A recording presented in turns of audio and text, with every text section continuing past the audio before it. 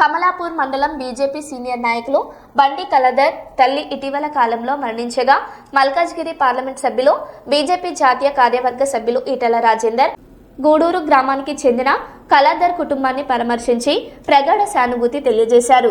ఈ సందర్భంగా కుటుంబ సభ్యులకు ధైర్యం చెప్పి మరణించిన కలధర్ తల్లి ఆత్మకు శాంతి చేకూరాలని ప్రార్థించారు.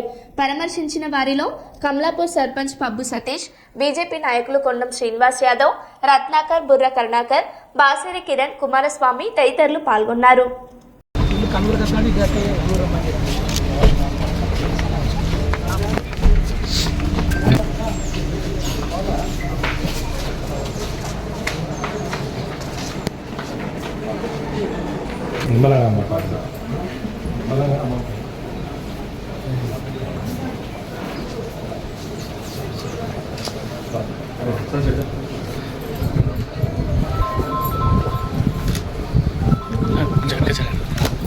कसं